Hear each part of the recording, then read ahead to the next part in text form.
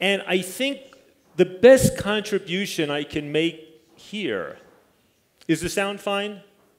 All good? Is to present some ideas about how we think about this, how conceptually we think about this evolution. Now, for the past 100 years, as Hector described earlier, essentially the world has developed what might be described as a global drug prohibition regime, enshrined in international conventions, in the laws of all countries, in state laws, in local laws, and also in the mindset of the world at large.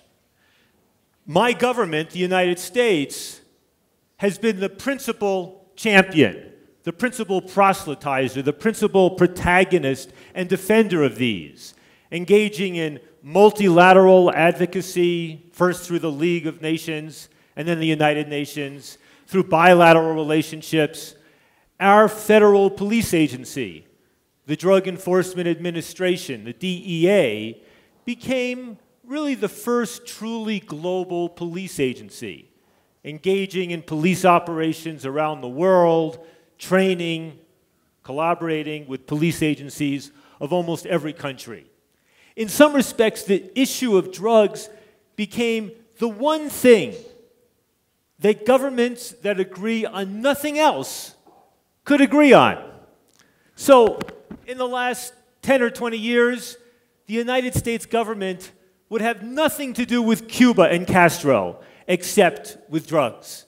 Nothing to do with Gaddafi and Libya except with drugs. It was the sort of almost the global secular faith, right? The global secular faith, this global war on drugs.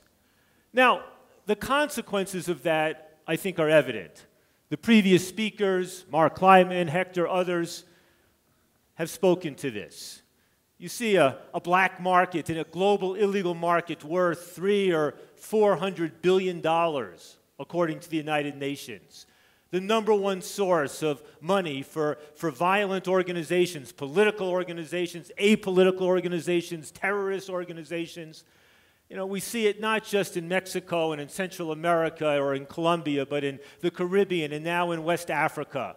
Why was it that Kofi Annan, the former UN Secretary General, decided to join with Presidents Cardoso, Gaviria, Zedillo, Ruth Dreyfus from Switzerland, and others? Because he fears that West Africa will increasingly become like Mexico and Central America and the Caribbean in terms of the violence. Look at Afghanistan. Look what's happened at times in Southeast Asia as well. Look at the barrios and the favelas. Look at the inner cities in my own country.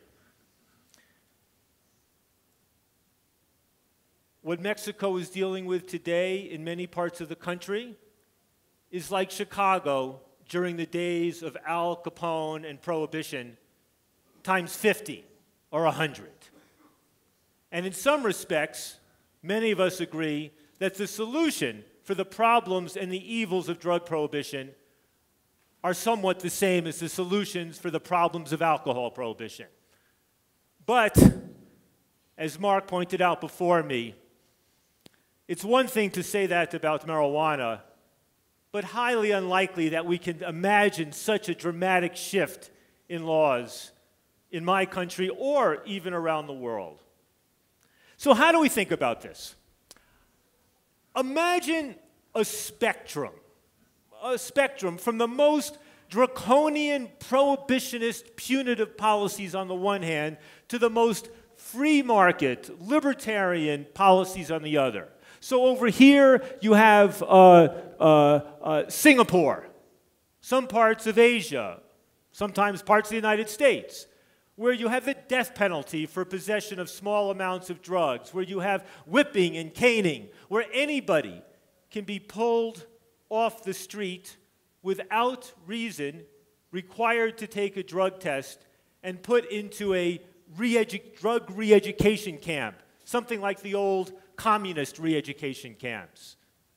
And then at the other end of the spectrum, You have the free market. Imagine America policy with respect to cigarettes in the 1950s or 60s, where you have essentially no controls except maybe on availability to young people. Now the question becomes, how do we move down this spectrum? How do we move away down this spectrum?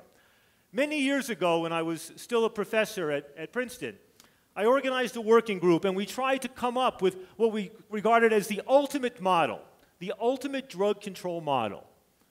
And how do we define the ultimate drug control model? As one that would accomplish two objectives. First, it would minimize as much as possible the negative consequences of drug use. Try to reduce the addiction and the HIV/AIDS and the hepatitis C and the other devastating consequences, overdose fatalities, to try to reduce that as much as possible. And that secondly, an ideal drug control policy would try to reduce the harms of prohibition. The violence, the organized crime, the corruption, the black markets, the adulterated drugs, all of the degrading aspects of prohibition which are felt so severely, especially now in Mexico. And so we imagined, how would we take the punitive model and try to decriminalize it, try to pull it in this direction through a public health means, right? To try to reduce the harms of prohibition. And then conversely, how would we pull from this model by imposing additional taxes and restrictions on use and restrictions on sale and public education campaigns to make a more tightly controlled policy and to try to pull this system, to try to come up with an integrated, sensible, pragmatic policy that minimized reliance on prohibitionist controls while implementing sensible public health regulatory approaches. In some respects, the World Health Organization Tobacco Control Convention, which most governments have now signed, offers some model for moving in this direction. But then the question becomes moving in this direction as well. Now, the way I would define the objective vis-a-vis prohibition, it is not simply legalize everything. First, I'm not sure that's the right answer. Secondly, it is politically inconceivable to imagine how we get from here to there. I think the way to define the objective here is to reduce the role of criminalization and the criminal justice system to the maximum extent consistent with protecting public safety and health. To reduce the role of criminalization and the criminal justice system to the maximum extent consistent with protecting public safety and health. For too long, the debate has been really, on the one hand, people in government, especially my government, arguing, which law enforcement strategy should we do? Which new sanction should we apply? And then maybe here's a little money for treatment and for prevention. That's like sort of, the expression, moving the chairs around on the Titanic before it. And the alternative has been a debate between prohibitionists and legalizers, which is sometimes of value. It forces the thinking. It is more often used by the advocates of prohibition not to attack real legalization, but as an excuse, as a ruse to attack the steps that fall short of legalization, decriminalization, and public health strategies, and harm reduction, and human rights approaches.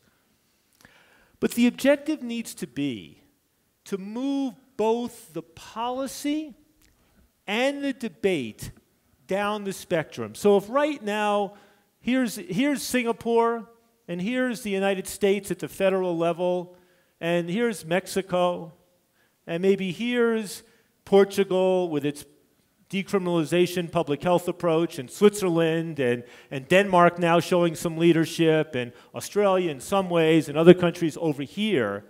What we want to do is to move the policy over here and the debate over here. The organization I represent and have built up, the Drug Policy Alliance, we represent the spectrum of opinion that extends from the people over here, the Milton Friedman, libertarian, legalize it all, to the people who are ambivalent about legalization, but support decriminalization, public health, what is called harm reduction approach that acknowledges the reality of drugs and tries to reduce their harms. I live for the day when this group over here, when the debate between the libertarian legalizers and the semi-prohibitionist harm reduction public health people is the debate that matters.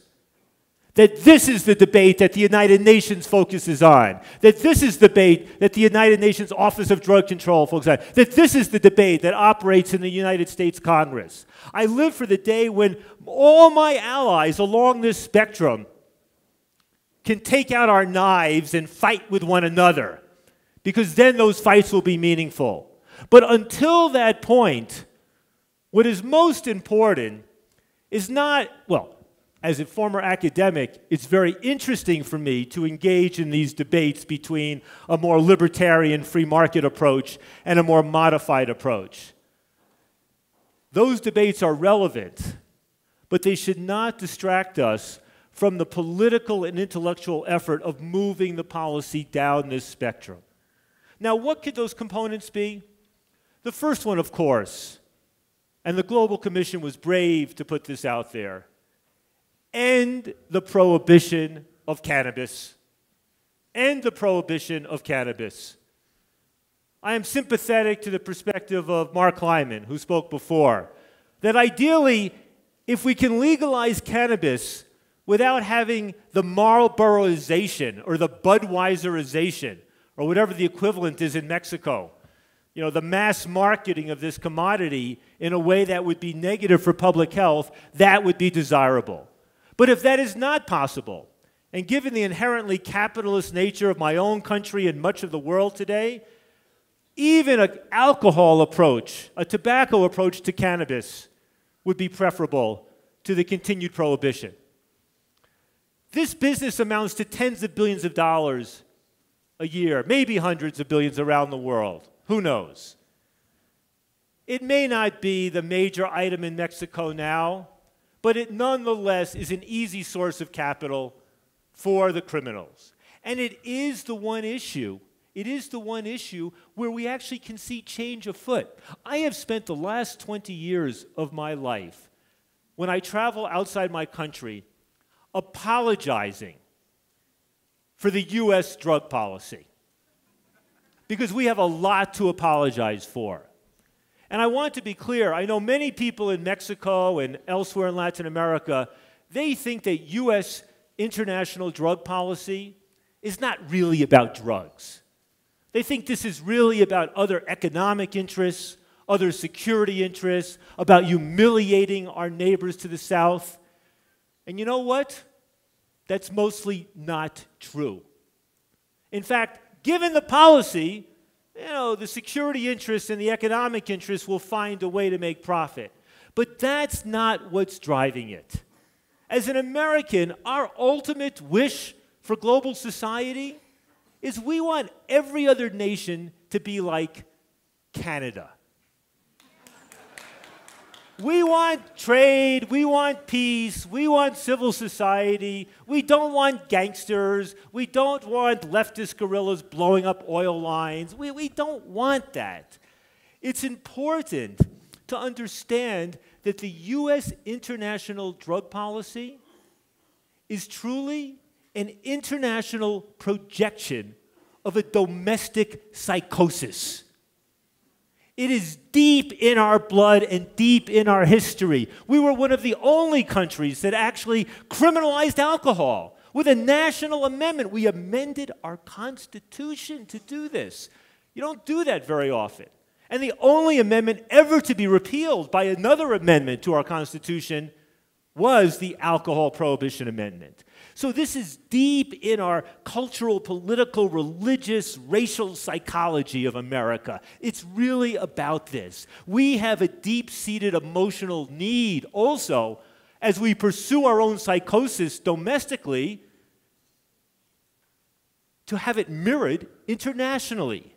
It makes us feel better to see that everybody is doing what we do, even if we have to twist your arm somewhat to do it. But I'll tell you something.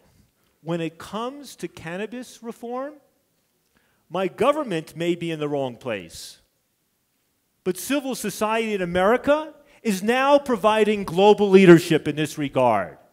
The Netherlands provided that leadership for many decades, and now they're a bit on the defensive. Spain, Denmark are beginning to step to the fore. But do you know there are now more medical marijuana dispensaries in Colorado or in California than there are coffee shops in all of the Netherlands? There are now over 1 million Americans who have a medical marijuana ID card issued by the state or local government. There are 16 states containing over 1/3 of the country, over 100 million people, that now have legal medical marijuana laws. According to the annual Gallup poll in America, it's been asking the same question for 40 years. Do you support legalizing marijuana use? You know, that number was 12% were in favor 40 years ago. By 2005, that number had jumped to 36% in favor, with 60% against. A few months ago, Gallup asked the same question. The 36% of Americans in favor of legalizing marijuana use was now 50%. The 60% against had dropped to 46%. 14 points up on this side, 14 points down on this side, a 28-point shift in public opinion, the first time in American history that more people have said they support legalizing marijuana use than are opposed. The increase in public support for marijuana legalization from 2005 to 2010 was more dramatic than the increase in public support for legalizing gay marriage.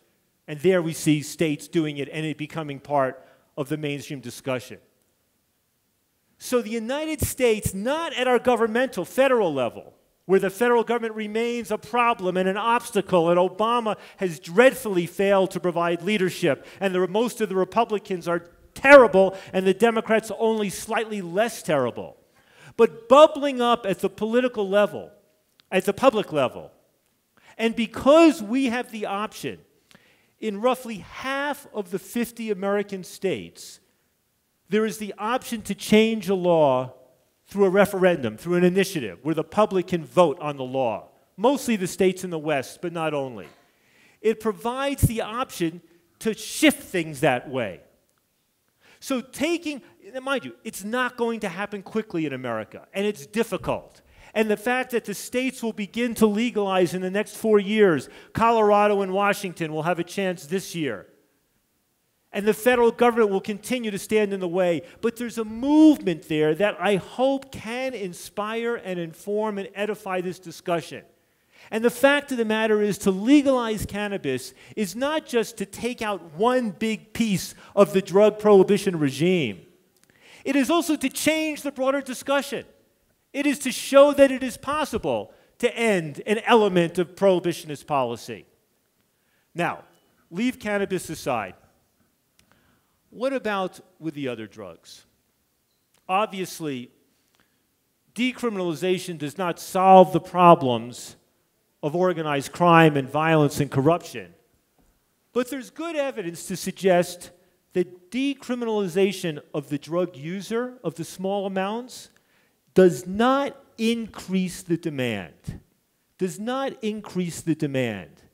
That by and large, the demand for drugs is driven much more by culture, by fashion, by those factors, than by prohibitionist laws. So we can decriminalize the user and thereby remove the large majority of all the drug arrests. Not the large majority of people behind bars, but the large majority of people being arrested, who not just in my country, but in most countries, tend to be poor and of darker skin color. The harm reduction policies to reduce the spread of HIV/AIDS through needle exchange, clean needle programs. The efforts in the United States last year, the number of people who died from an accidental drug overdose was almost exactly the same as the number of people who died in an auto accident. There was roughly a quadrupling in drug fatalities, accidental fatalities. There are ways to deal with this, not through law enforcement, but through public health approaches. But ultimately, I think we need, and this is where the argument, the case becomes most provocative. The notion that we will one day sell heroin or cocaine or methamphetamine in their most potent forms, the way we serve alcohol or tobacco, it's very difficult to envision that future. The notion that we may sell coca-based products, like the mate de cocas, the coca tea, the coca tonics, the coca infusions, that those may be sold the way that coffee or Coca-Cola is sold, that is a very realistic option, because those substances are no more dangerous than the legal substances. I say, put the coca back in Coca-Cola. You know, 100 years ago, Coca-Cola had cocaine in it, and so far as I know, there was no massive addiction problem to Coca-Cola. I've never heard of it. Replace the caffeine with a coca infusion, the low-dose cocaine. Begin to legitimize this market. That will help provide a global market for Bolivia and Peru and others who produce this, and it will also help to shift the dialogue. But then I look at what the Swiss pioneered, what Switzerland pioneered 20 years ago. What they decided was that for those people who were addicted to heroin and had tried to quit through methadone, through drug-free programs, through 12-step programs, who had been to jail, the Swiss said, okay, you can't quit, come to our clinic. And in our clinic, we will provide you, either for nothing or for a few dollars a day, legal heroin. Legal heroin. And you can take it up to 3 times a day, as much as you want. You cannot take it home. Interestingly, among the leading champions of this policy in Switzerland, the public health people started the discussion. But the people who turned it into state, canton, and then national law were the police and the business community. It was the police who said, why do we keep chasing these junkies around town and creating predatory crime by drug addicts supporting their habit and black markets, when in fact people can just come to a clinic and, oh, by the way, heroin, unlike cigarettes or alcohol or even cocaine, does not destroy the human body. Once you've been a heroin addict for many years, you just need to take it to keep from getting sick. It is possible to hold a job, to drive a car, to be a responsible citizen, even when you take legal pharmaceutical heroin, not street heroin. The business community was tired of the problems of street crime and said, let's be realistic and pragmatic. In some respects, I see this conference today and the leadership of the business communities in Monterrey and Mexico City as following in the footsteps of what businessmen in Zurich did 20 years ago, to require a pragmatism in thinking about drugs. Well, the Swiss did this, and then the Dutch and the British. The Spanish tried it a bit, the Germans, the Canadians. Now Denmark is doing it as well, and others are talking about it. It deals with a small piece of the problem. It allows thousands of people who are truly addicted to go to a clinic. And interestingly, when they go to that clinic, some of them decide, for the first time ever, of their own volition, to stop using heroin. Finally, their dream has come true. Their dream has come true, heroin for free. And they finally, for the first time, look in the mirror and they realize that it wasn't really about the heroin. It was about the chase. It was about the lifestyle. It was about getting out of bed and the thing to do.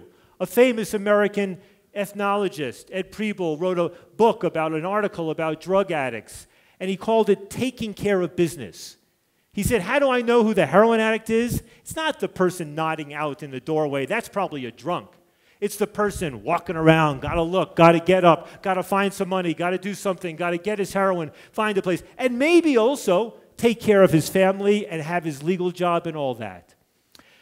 The radical step that I think is needed is a risky one, but it's this.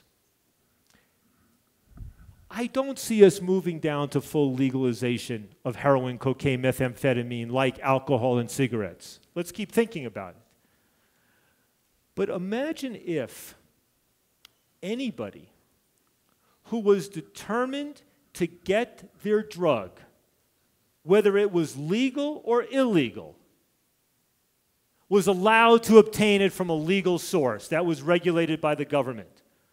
Imagine if anybody who was either addicted to heroin or cocaine or methamphetamine, or absolutely determined to get it, regardless of whether it was legal or illegal, was able to go to a place and get it there. That potentially would dry up a tremendous part of the black market. Now, there would still be people who were just recreational users and were not allowed to go there. There would still be problems of people getting the drugs and reselling it and all this stuff. But what would happen is that organized crime would lose the vast majority of its opportunity. The violence, the organized black markets would be diminished dramatically. I was very impressed when the former mayor of Vancouver began, in a way, to put this idea out there. Let's imagine if we take the people living in the most impoverished part of Vancouver who have been shooting methamphetamine, cocaine, heroin, and allow them to get their drug. Maybe it is not provided for them in the most potent form, but if they want to cook it up in that form, let them do it. But the point is that we need to move in a direction. Yes, as the First Lady said, invest in better schools and education. Yes, as the Dutch will say, our social welfare system is more important in explaining our low rates of addiction and drug crime than our drug policy. Yes, legal, educational and other work opportunities are all important. But ultimately, Professor, sorry. Yes, this is my conclusion. Ultimately, if we want to move forward in a way that helps address the prohibition-related violence here, it is not just about legalization of cannabis, yes. It is not just about decriminalization of possession, yes. It is not just about treating addiction as a health issue rather than a criminal issue, yes. It is also about making a brave and important move, both in my country and in yours and in as many others as possible, to create the systems whereby the most committed drug users can get their drugs legally and thereby diminish and undercut the forces of organized crime, the black markets, the corruption, and all of that. I'll finish there. Thank you.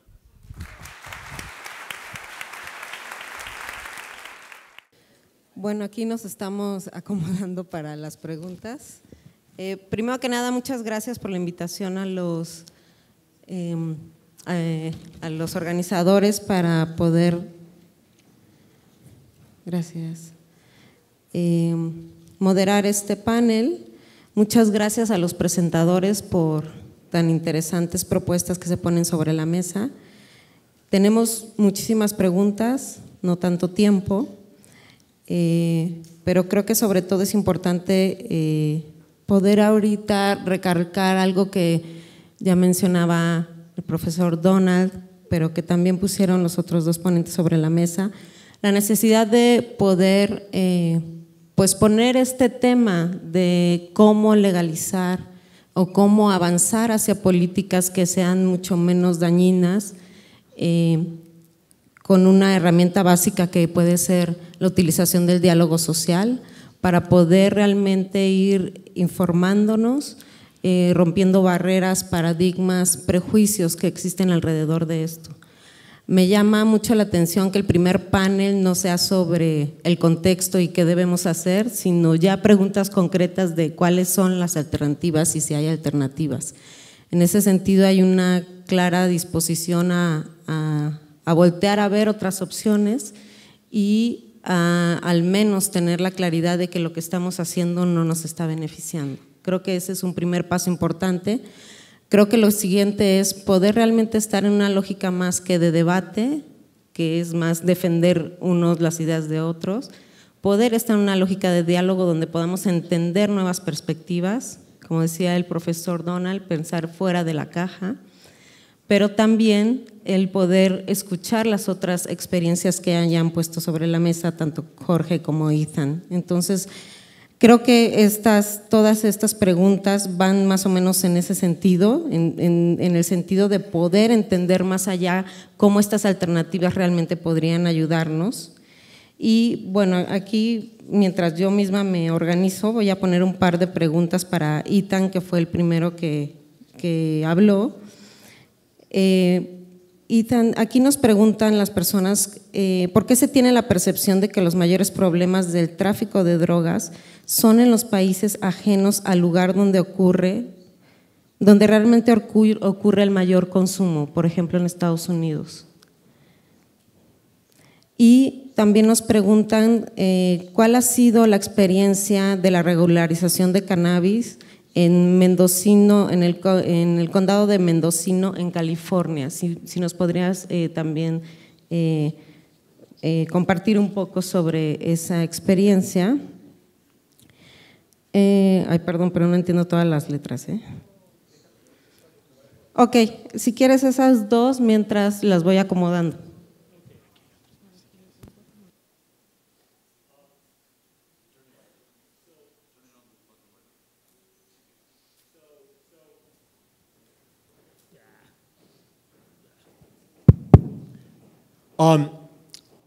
The first thing to understand is people often say that the United States is the greatest consumer of illegal drugs in the world. And there is some truth to that. It's also true that we are the greatest consumer of almost everything in the world. So it's not saying that much. You happen to live next to it's not just that we have 300 million people and our population is the third greatest in the world after China and India. It's also that our economy is more driven by consumer spending than, say, it is by manufacturing as it is in Germany. We consume. We love to consume. And so when you look at actually the rates of drug use in the United States, well, when it comes to many of these drugs, there are countries in Europe which have higher rates of different drug use than we do. There are countries that have higher rates of cannabis use. There are countries that have higher rates of cocaine use. You know which countries have the highest rate of addiction to heroin in the world? It's Pakistan and Iran. They have the highest rates of heroin addiction. So we are a very large consumer, but it's not as if Americans have a dramatically huge appetite for illegal drugs. We are above average, but not grossly disproportionate to everybody else. The second thing to consider in this is, when you look, for example, at Russia or the former Soviet Union, back in the days of communism and the former Soviet Union, there was very little illegal drug consumption or drug markets because it was felt more or less totalitarian society with tight borders. But Russia's consumption and the Soviet Union's consumption and problems with alcohol exceeded all of the drug problems in America, legal and illegal, put together, right? So when one looks at drug consumption and the extent to which consumers want to alter their consciousness with mind-altering drugs, you have to look at the drugs that are totally illegal, You have to look at the drugs that are almost totally legal, like alcohol, and you have to look at all the drugs in the middle, the pharmaceutical drugs. So, you know, United States, it's just to make that corrective. The other thing to realize is that whereas 100 million, more than 100 million Americans have tried cannabis, including the last 3 presidents, although the first one said he did not inhale, and the second one would not admit it. The third one, Barack Obama, when asked if he had inhaled, said yes, and wasn't that the point? So there is a change. But I just want to say that with the other drugs, with methamphetamine, heroin, and cocaine, you're talking about a very small percentage of the American public. 1-2% of the American public, maybe a little more, who are trying some of these things. And the notion, and many of these are people who are disconnected from the bigger economy and from the newspapers and politics, and the notion that they can be persuaded to stop through being told about how devastating their consumption is for Mexico as a supplier, that's a fantasy. Meanwhile, the fact that we lock up 500,000 Americans now for, United States, we have the highest rate of incarceration in the world. United States, we have less than 5% of the world's population, but almost 25% of the world's incarcerated population. We have more people behind bars than China, and China has 5 times our population.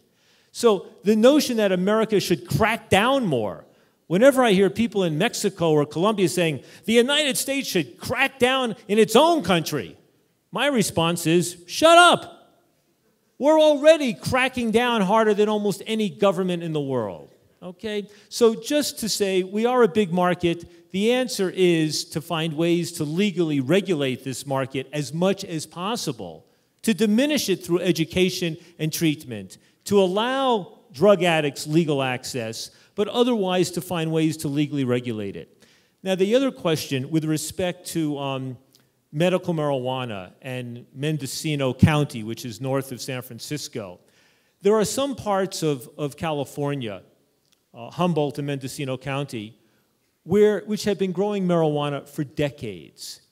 You have families that have been growing marijuana for 3 generations. And this area is very good for marijuana growing because they have lots of water at some times of year and very dry at other times of year, so you don't have the same problem with bugs and the things that, insects and things that can be a problem. But the bottom line is that there are now hundreds of thousands of Americans, maybe more, making money from growing and selling and transporting marijuana. One of my concerns when I advocate for legalization is that hundreds of thousands of people who are not criminals in other senses of the word may actually lose their livelihood. People who have families, people who grow marijuana, people who sell it, it's like the bootleggers, like the people making alcohol during alcohol prohibition. But this is, a multi-billion-dollar economy in America. There is more and more quality control. There are hundreds of variations of marijuana. In some of the nicer dispensaries where patients buy marijuana, the marijuana is labeled. The percentage of THC, the thing that makes you high, and also the percentage of another ingredient called CBD, which is the thing that reduces anxiety and pain. So there is this professionalization of the industry, and I think that the trend is in favor of ultimately removing it mostly from the black market. So I will just take a few of the questions and then make some concluding comments. Somebody asks what about the children and keeping our children away from drugs? And that's a very good question. I think it is very difficult, perhaps impossible. In the United States, 80% of 17-year-olds say it is easy to obtain marijuana, and a big percentage say easy to get other drugs. That's the same number as it was 10 years ago, and 20 years ago, and 30 years ago, and 40 years ago. Who has the best access to illegal drugs in America today? Young people. It was true a generation ago, and it will be true a generation from now. If we legalize drugs for adults, the group I am least worried about is young people, because they already have such incredible access to drugs. The price will go down, which will be a problem, but access, it's there. I worry more about the people who are in their 30s and their 40s and their 50s and 60s and 70s and 80s and 90s, who sometimes don't have such good access and might begin to find that marijuana is good for arthritis or something. But I mean, so I think the real answer is about drug education and about keeping our children safe. You know, when I'm asked, what is my message to teenagers about drugs? My first message is, don't do it. My second message is, don't do it. My third message is, but if you do drugs, there's some things I want you to know. Because my bottom line as your parent who loves you to death isn't, did you or didn't you? My bottom line is, are you going to come home safely at the end of the night and grow up and make me healthy grandchildren? That's my bottom line, okay? And that's about honest education and keeping our children safe. Somebody asked, so if 50% of Americans now support legalizing marijuana, why is nothing happening? What about the president? In fact, the president is not so powerful. You know, there's a Congress. It's a problem. And so it's only the president does not lead except on very special issues. Typically, the president follows. Now, to follow up on what Donald was saying, he was saying, you know, everywhere I go in Latin America, or sometimes in Canada, people say, we can't change until America changes. And then every place I go in America, people say, we can't change until America changes.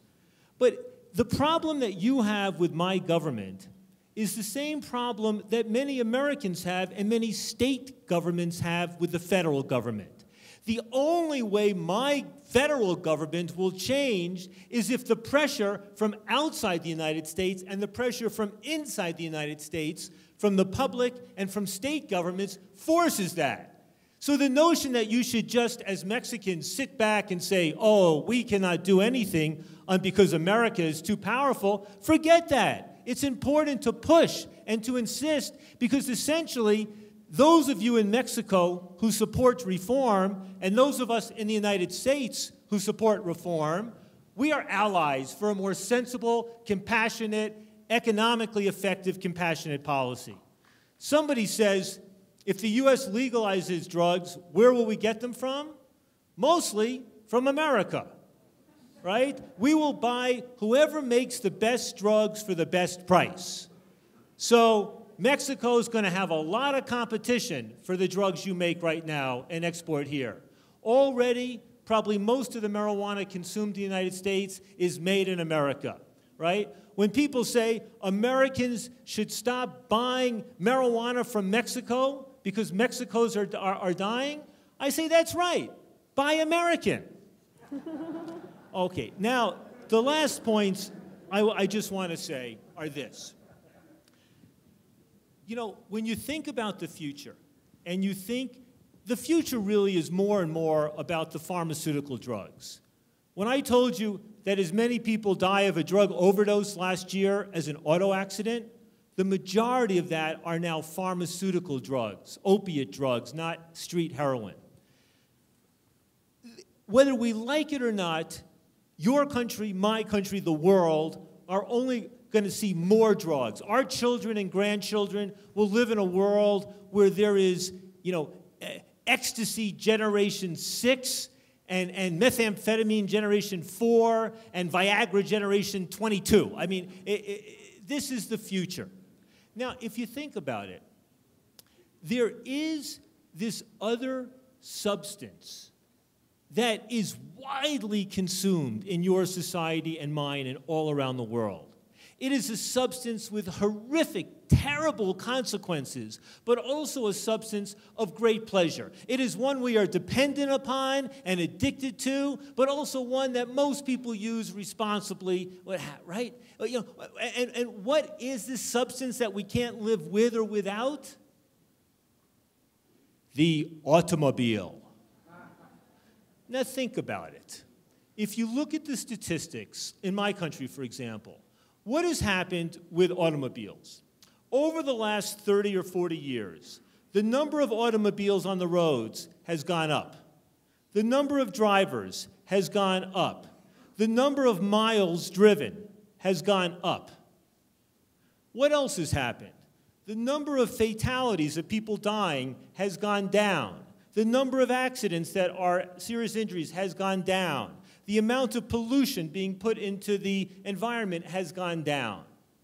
Now, what that suggests is that it is possible for a very powerful addictive substance, addictive in the sense that some people become addicted and most people don't, but it is possible for a substance to become more and more prevalent, more and more used, but for the negative consequences of that substance to diminish if one implements the correct public health policies, regulatory policies, environmental policies, what have you. I think that whether we like it or not, that is the future of drugs in global society. Whether we like it or not, there will be more of them, and whether we like it or not, we have no choice but to learn how to live with them so they cause the least possible harm and the greatest possible benefit. Now, to conclude, the last question here was, well, these more and more famous people say it's time to end prohibition, but they are not specific enough in their proposals. Well, I will say this. I served as an advisor to the Latin American Commission and also the Global Commission on Drug Policy and worked closely with the presidents and the others. And they needed to achieve a consensus, and most of them were not drug experts, so they did not come down with specific recommendations. But what's important and what will move things forward is two things happening in parallel. The first one is the number of people who have spoken out publicly, like the Global Commission did, or like Otto Perez Molina, the president of Guatemala, did a few days ago, or like your former President Fox has done for the last few years, or like Richard Branson did, or like other people, or like our prominent American retired people have done, that they are just the tip of the iceberg. The more prominent, the more the number of people who speak out publicly and say enough is enough and the prohibition regime is bankrupt and destructive and we need a change. They don't need to be experts. They just need to know that the current system is a failure and to have the courage to say it out loud. What my government keeps trying to do is to refuse to even debate. When the Global Commission came out with a strong policy statement in June last year, they ignore it. When the president of Guatemala made a statement 2 days ago, the embassy right away said, no thinking. But what's necessary is for the critical mass of distinguished people in your country, throughout Latin America, around the world, in my country, in Canada, to stand up and say enough is enough, because that will force my government to engage. And then secondly, it is that the incremental reforms, the ones that Donald describes in Vancouver, some of you will listen to this and you'll say, that's not our problem. We're concerned with the gangsters and organized crime and violence and corruption, and why do we need to know about safe injection for drug addicts or overdose prevention or prescribing heroin or new... The fact of the matter is, it's all of one piece. That what Canada and Europe and some parts of the United States and some parts of Mexico are doing in public health strategies, it is complementary. It is of a piece with a broader strategy that says we need to legally regulate drugs and to disempower the organized criminals and reduce the crime and the violence. Mexico, as a national government, your diplomats, your representation at the United Nations needs to be a powerful supporter for these sorts of harm reduction developments, for this public health approach. And the people who advocate for public health need to be willing to say that all the public health in the world will not solve this problem so long as we hold on to a prohibitionist framework.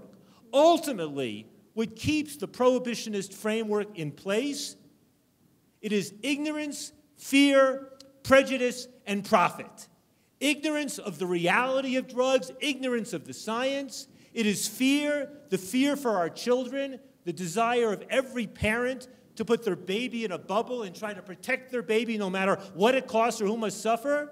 Prejudice, because so much of this is associated with people who are poor and dark-skinned, whether it's the black people in my country or the First Nations people in Canada or the Indios in Latin America. And, of course, profit, the prison industrial complex, the builders of private prisons and the military and the prison guard unions and everybody else who derives a livelihood or profit from this. So there needs to be the growing sophistication and the coalition of public health and harm reduction and anti-prohibition as more and people step out. We are engaged in a campaign that has already taken decades and that may take generations. Like the abolition of slavery, like the restoration of the rights of women or of gay people or what have you. This needs to be seen as a long-term struggle. There are no quick fixes. There is the broad debate and the incremental steps, and then this craziness will end. Thank you very much. Gracias, profesor.